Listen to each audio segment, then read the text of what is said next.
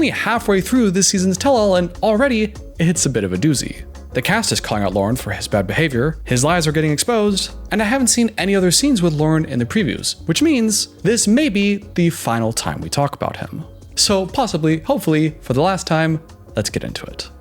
Before the tell-all officially begins, we have this little scene with Loren outside the studio where he walks up to a bunch of birds and tells them that he's just misunderstood. I feel like I'm misunderstood. I mean, I might have unconventional views compared to some of the other people that are here today, but I mean, like, it's not their relationship, why do they care? Which may not seem like much at first, but keep in mind, his defense of his behavior so far is that he's purposely playing a villain character. So keep this in mind for later, because that isn't a very villain thing to say. After the bird scene, the tell-all officially begins, and we get a massive update with Loren and Faith's relationship. You might recall that at the end of the season, Loren and Faith officially broke up, with Loren scaring the crap out of Faith, who then gave the ring back, and Loren went home back to America the very next day as a single man. But that whole thing was 10 plus months ago. What exactly has been going up with the two of them since then? They're still broken up, right? Right? Have you two spoken since then? Every single day. Since you've been back in the United States, Well, it was like a 1 month day. period. We didn't, and then it was back to normal. Yes, unfortunately, Loren and Faith are back together. In fact, the two of them are not just back together, but according to Loren, they're back to being engaged. You're engaged now. Correct. Faith clarifies that she doesn't actually have the ring yet, because Loren was supposed to ship it out in a care package to her. However, The one with the rings was picked through by drug addicts and stole the rings out of the box before I shipped it to her. Wait a minute. Okay, hold up. yeah, pretty wild story, but considering it's Loren, I do tend to believe it. But interestingly, although that's the reason Faith doesn't have the ring, Faith was then asked if she considered the two of them engaged, and she said this. So, Faith, do you consider yourself engaged again to Loren? No. Faith is asked about the nature of their relationship. Why are the two of them together but not engaged? To which Faith starts crying. She says this is very hard for her because this is her first real relationship and she genuinely has feelings for Loren. To which Vanja pipes up and asks Faith if they're really together out of genuine love or if it's just because it is the first relationship and it's hard to let go of that sometimes. Do you feel like that's really true love? To which Faith responds by saying that she's drawn to the relationship because she just wants to feel loved, and that it's very hard to find someone who will accept her for the way she is. Because, I'm a lady boy, no one's loved me. Which is, of course, very sad. It really does seem like she's just settling for Loren because he's someone that will love her, or at least will say that he loves her, and that she doesn't think she has any better options. But another thought I had about this is Loren has to hear his partner admit to the world that she's not really in the relationship for him and just wants to be loved. That's never really brought up in any other way, and I'm really curious what Loren may think about that. But no one asks Loren that, and instead, Niles goes on the attack and tells Faith that Loren has shown you what kind of person he is with his cheating and lying and gonorrhea and all that. Believe him. Believe what you have seen from him already. Loren tries defending himself when Vanja interrupts and points out a problem I've been talking about all along, Loren's stupid smiling problem. She says it's hard to side with you, Loren, when every time you have this serious problem with Faith and kind of messing with her emotions, you have this dumb grin on your face. I just don't think you take this seriously. I feel like you're taking this all as a joke. And as many of us suspected, Loren claims that it's just a nervous reaction. It's a defensive mechanism, so it's more of like a nervous thing. She's upset and I'm smiling because I don't like it. And it's really complicated, but it's something that happens. And while I actually believe Loren here, this is a perfect example of why good communication is so important in a relationship. Because if my wife came up to me and told me she broke my favorite mug or something and laughed in my face about it, I'd feel pretty hurt. But then imagine she came up to me afterwards and said, hey, I'm sorry about it earlier. It wasn't funny that I broke your favorite mug. I actually have some traumas around guilt. And whenever I feel guilty, I feel like everyone's gonna hate me and leave me, and that makes me scared. So whenever I feel guilty, I react to that kind of poorly and just kind of laugh it off because I'm so scared. Well, if she said that, then I don't feel so bad anymore. Because now I know that not only was she not dismissing my feelings, she actually feels really bad about it. That's why a relationship needs good communication skills. Which is why I'm so happy to be working with the sponsor of today's video, the Paired app. Paired is a relationship app designed to empower couples, strengthen communication, and deepen your emotional connection. And I'm actually so happy to have an app like this. As a brief story, on one of the earliest dates I had with my now wife, I actually brought a relationship workbook with me on the date because I thought it'd be a fun way to communicate our intentions, talk about our values, and strategize on any upcoming ups and downs we may face. It obviously worked out for us, but seeing how much more convenient and versatile the Parrot app is in comparison, man, where was this in my day?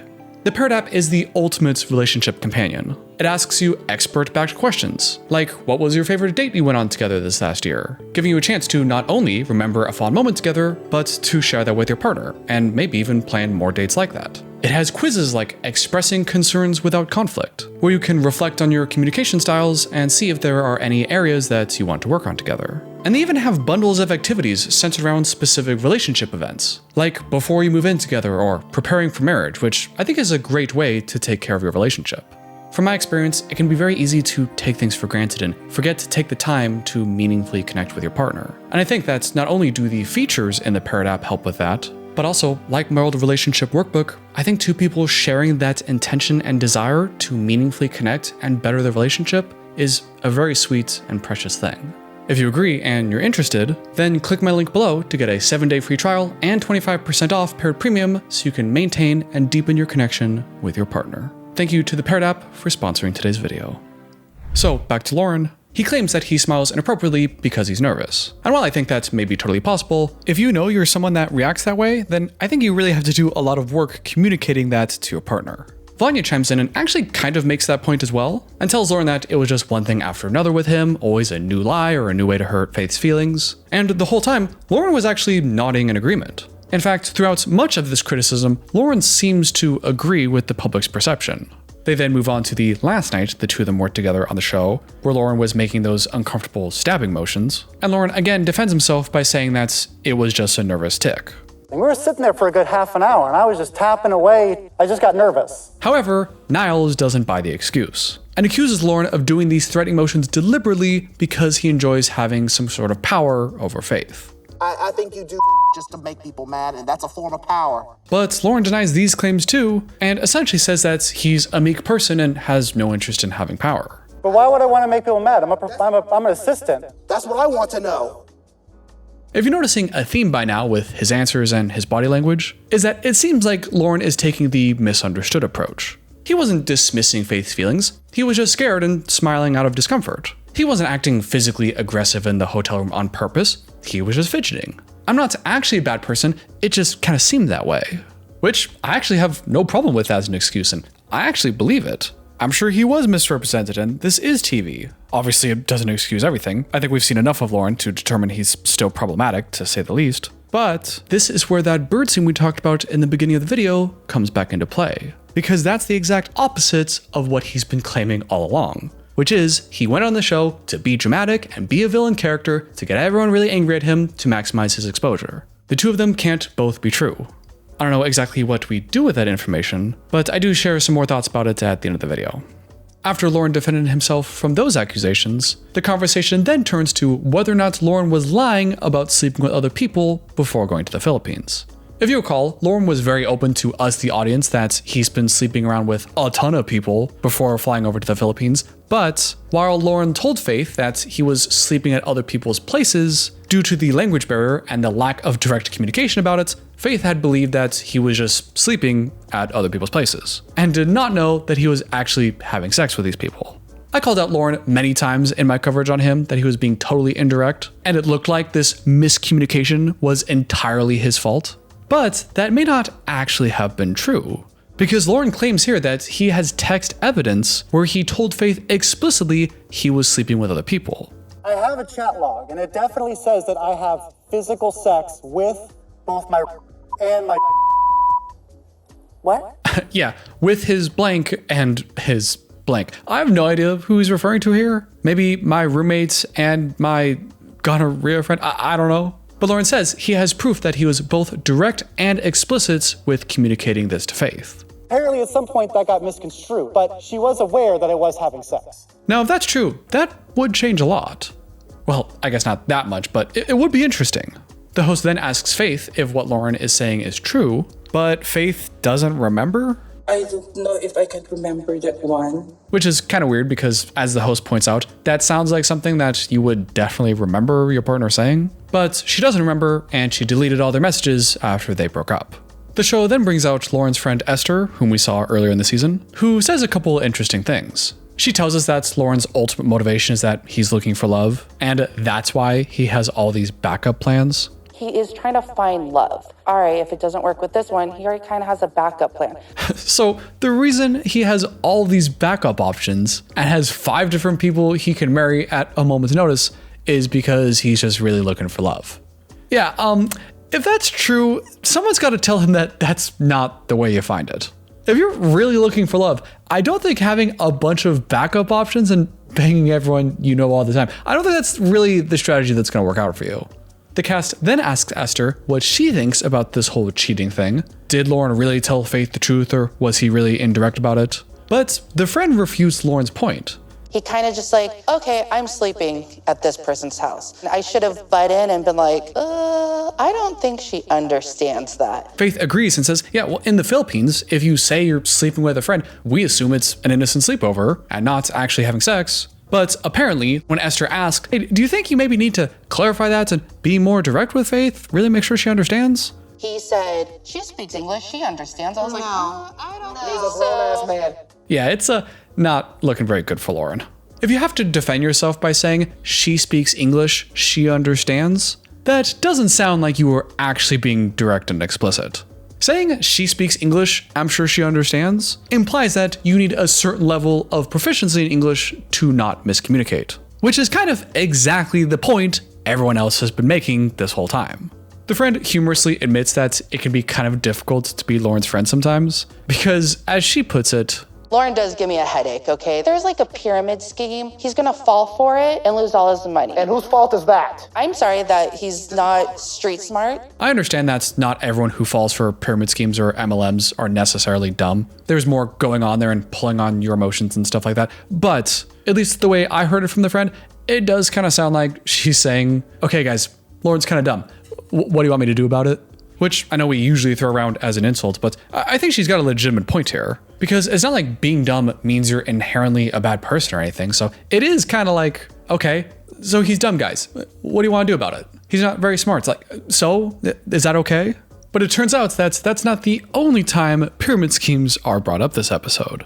Because Loren is then asked about the nature of his one-way ticket to the Philippines, asking if his original intention with that ticket was to see Faith. When Loren says, Did you buy the ticket specifically to see Faith? No, it was part of a pyramid scheme. What? oh, what? Apparently, Loren was on some kind of online dating app, presumably for people in the Philippines, when he met this woman, a trans woman. Loren falls in love, this trans woman also claims that she's in love, asks him to buy a ticket to the Philippines, apparently also asks Loren to give her all of his money, to which Loren obliged, only to find out that this trans woman didn't love Loren at all and wasn't even trans. The whole thing was a ruse from the very beginning, designed to get all of Loren's money. And it worked. She lied and pretty much took all his money. I can't help it, he's gullible. So now, Loren has a one-way ticket to the Philippines with no one to see. So he heads back on his app, and what do you know, a few days later, he meets Faith. The show makes it seem like Faith already knew about this arrangement and knows about the money situation, although I'm not entirely certain how much Faith knew about the emotional aspect to it. But regardless, given the timing and the context, it's hard not to feel like Loren is just ticking boxes with Faith. Now done with the past, the host then asks Loren and Faith how the relationship has been since the filming of the season. She asks Loren when the last time he saw Faith was. He says 11 months since the filming of the show. The host asks Loren if he slept with anybody in that 11-month period. And Loren says, During the 1 week we were apart, I did have sex with the girl who gave me gonorrhea. he got back together with gonorrhea girl. Well, I think I safely speak for all of us when I say that I do not want to know what's resulted in that interaction. I don't think we need a part 2 to the gonorrhea story. But didn't he also say in the beginning of the episode that they were broken up with for a month?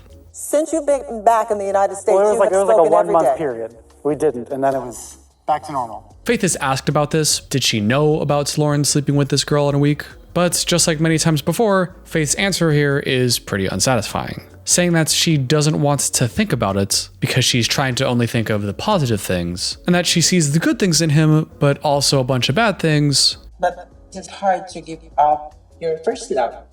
Which, again, I have to say, is pretty sad. Did you know Loren drinks pee? Sometimes I drink pee, right? What? What to do? She knows I drink pee. Don't even.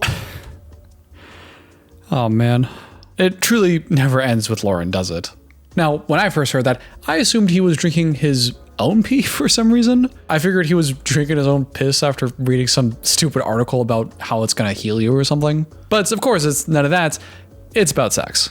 It's just a sexy time thing because, and I can't believe I have to say this, Loren believes that's when a woman, projectile, liquid expulsion from that's pee. Honestly, the whole thing is pretty funny and everyone's enjoying having a good laugh at it, except that is for Niles, who interrupts the fun and says this. Loren, there are 5 types of people in this world. You are the last 2 that I cannot stand. Stupid and evil. Niles really goes after Loren here, saying that Loren is getting off on being able to disgust everybody and it gives him a sense of power. You're doing this for the sake of power, as in like you get a reaction. You got a reaction out of me. You feel powerful? Which I kind of get Niles' point. I think there are people out there who try to shock and surprise everybody in a way to kind of control them and keep them in line. But I think Loren is just weird. I think he just likes talking about drinking pee and stuff. He seems to really embrace that and lean into that a bit too much, so I don't really think it's a power thing. But the conversation goes back to Faith as the cast discusses if Faith may be staying with Loren because of all the money he's sending her.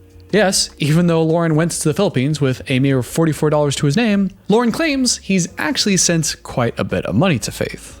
Loren, how much money have you sent Faith? I think like $8,000 to $10,000. Faith disagrees with that number, thinking that Loren hasn't sent nearly that much. But Loren, the mathematician, goes on to list how he got to that number.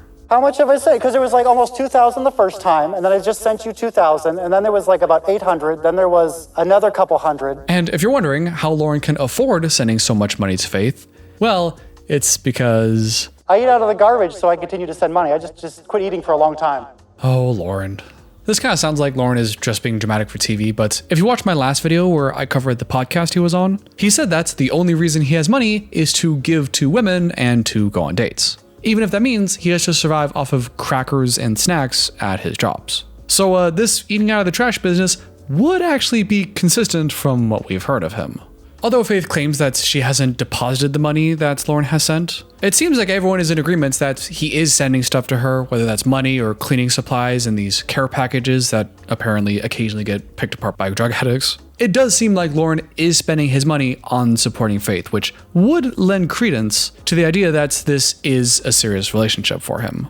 He says that if Faith was ever uncomfortable with this and asks him to stop sending money, he absolutely would. But until then, it's important that he shows how much he cares by sending this money and the care packages and the eating out of the garbage. And after another argument about the origin of that mysterious liquid from earlier, It's a reaction from a sexual act. Oh my God. So that's essentially pee, and that's when you drink it. No, it's not. You asked for that. the show then moves on to other couples, and Loren and Faith's segment ends.